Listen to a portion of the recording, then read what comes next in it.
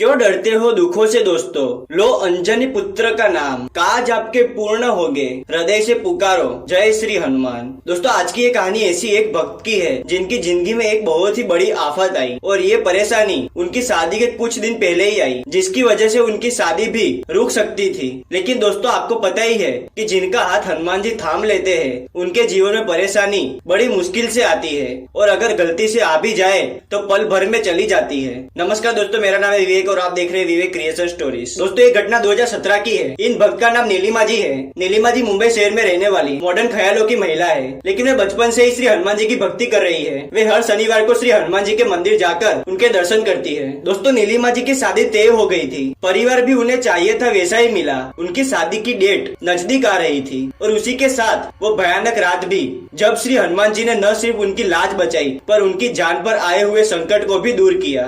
दोस्तों उस रात नीलिमा जी डिजाइनर के पास जाकर उनकी शादी का लहंगा और बाकी ड्रेसेस फाइनल कर अपने घर जा रही थी। डिजाइनर का शोरूम उनके ऑफिस के नजदीक था पर उनका घर वहां से लगभग 2 घंटे की दूरी पर था और शादी का बहुत काम बाकी था, इसलिए उन्हें लेने घर से भी कोई नहीं आ सका। उस समय 2-3 दिन से मुंबई में टैक्सी की स्ट्राइक चल रही थी और उन्हें ड्रेसेस ट्रायल कर सब लेते हुए रात के करीब 9:30 बज गए। उन्हें बहुत सर्च करने के बाद ओला ऑटो मिली। उन्होंने उनके शादी के सारे कपड़े ऑटो में रख दिए और ऑटो में बैठकर अपने घर जाने लगी। ऑटो वाले भी अच्छे थे, वो नीलिमा जी को जितनी जल्दी हो सके उनके घर पहुंचाने की कोशिश कर रहे थे। पहले 1 घंटे के सफर में तो सब कुछ ठीक रहा, पर फिर अचानक 10:30 बजे के आसपास हाईवे से टर्न लेकर रेगुलर रोड पर रास्ता जाता था, लेकिन उस रास्ते से जाने के बजाय उन ऑटो वाले ने एक दूसरे रास्ते से ऑटो ली। अब वो जिस रास्ते से जा रहे थे उसे प्रेतवादित रोड भी कहते हैं, जो उस समय उन लोगों को पता नहीं था। नीलिमा जी ने उन ऑटो वाले से पूछा, भैया आप मैप फॉलो नहीं कर रहे हो क्या? तब वो बोले, जी मैडम, मैप यहाँ से रास्ता दिखा रहा है और इस रास्ते से मैं पहली बार आ रहा हूँ। नीलिमा जी ने कहा, भैया अभी ऑटो घुमाइए और मैं कहती हूँ वहाँ से चलिए। उन्होंने कहा ठीक है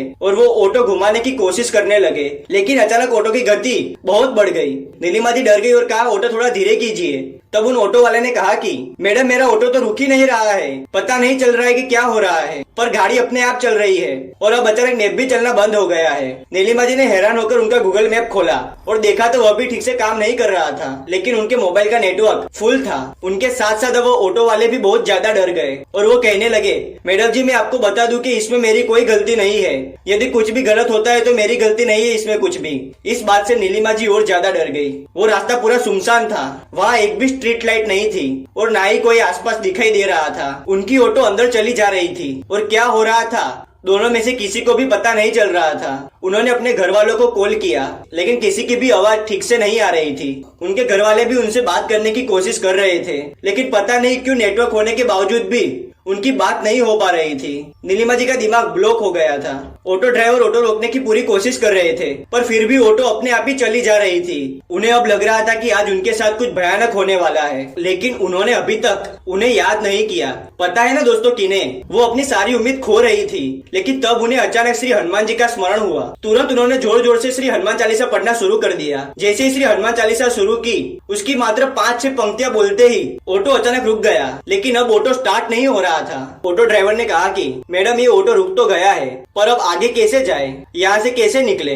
लेकिन नीलिमा जी ने श्री हनुमान चालीसा पढ़नी जारी रखी और जैसे ही उन्होंने आखिरी पंक्ति पढ़ी और कहा, सिया और रामचंद्र की जय, पवन सुत हनुमान की जय, उस सुनसान रास्ते पर एक लाल रंग की गाड़ी आई। उस रास्ते पर पूरा अंधेरा था, इसलिए ऑटो की हेडलाइट में सिर्फ गाड़ी ही दिख रही थी और उसमें से एक लड़के की आवाज आई। उस लड़के ने बड़े ही शांत स्वर के साथ ऑटो ड्राइवर से पूछा कि इतनी रात को इन दीदी को लेकर कहाँ जा रहे हो? डरते डरते ऑटो ड्राइवर ने सारी बात बताई। तब उन्होंने कहा कि ये रास्ता ठीक नहीं है, अच्छा होगा आप यहाँ से जल्दी निकल जाए। नीलिमा जी ने कहा, भैया हमें नहीं पता कैसे बाहर निकले या आगे कैसे जाए, हमें तो ये भी पता नहीं है कि हम जिंदा रहेंगे भी या नहीं। ऐसा कहकर नीलिमा जी जोर जोर से रोने लगी। तब उन भैया ने कहा कि दीदी आप बिल्कुल भी परेशान मत होइए, वो आपके साथ है, आप जैसे आए थे वैसे ही बाहर निकल जाइए, सीधा सीधा जाइए। इतना कहकर वो अपनी गाड़ी में बैठकर आगे चले गए। शायद वो भैया उन्हें शांत करने ही आए थे। ऑटो ड्राइवर ने कहा, देखिए मुझे अब कुछ भी पता नहीं चल रहा है कि मैं क्या करूं। तब नीलिमा जी ने शांत होकर कहा, आप वापस ऑटो स्टार्ट करने की कोशिश कीजिए। आप जिस भी भगवान को मानते हैं उनका स्मरण कीजिए। नीलिमा जी वापस श्री हनुमान चालीसा पढ़ने लगी और ऑटो ड्राइवर ने वापस ऑटो स्टार्ट करने की कोशिश की और हनुमान जी की कृपा से ऑटो स्टार्ट हो गई। कुछ समय बाद वापस उसी रास्ते पर आ गए जहाँ से उन्होंने रॉन्ग टर्न लिया था। तो ऑटो ड्राइवर ने मैप देखा तो अब सब ठीक से चल रहा था, मैप भी सही रास्ता दिखा रहा था। नीलिमा जी उस रात श्री हनुमान जी की कृपा से ही जिंदा बची और सही सलामत अपने घर पहुँच गई। नीलिमा जी ने घर जाकर सारी बात अपने परिवार वालों को बताई और तब उनके बड़े भाई से पता चला कि वो रास्ता इतना प्रेत बाधित है कि वहाँ पर लोगों की जान पर बनाती है। और ऊपर से नीलिमा जी के पास उनके लाल रंग का शादी का लहंगा था जिससे वो नेगेटिव शक्ति और ज्यादा उन पर आकर्षित हो गई। आज के इतने भयानक युग में उनके साथ बहुत कुछ बुरा हो सकता था, लेकिन जिसके साथ हनुमान जी हो उसके साथ क्या बुरा हो सकता है। दोस्तों नीलिमा जी अपनी जिंदगी में बहुत खुश है और वो रोज हनुमान चालीसा का पाठ करती है। दोस्तों आपको ये वीडियो पसंद आया हो तो इसे लाइक कर दीजिए, चैनल पर नए तो इसे सब्सक्राइब कर दीजिए, कमेंट में जय बजरंगबली अवश्य लिखे। मिलते हैं अगले वीडियो में नई कहानी के साथ, तब तक के लिए धन्यवाद।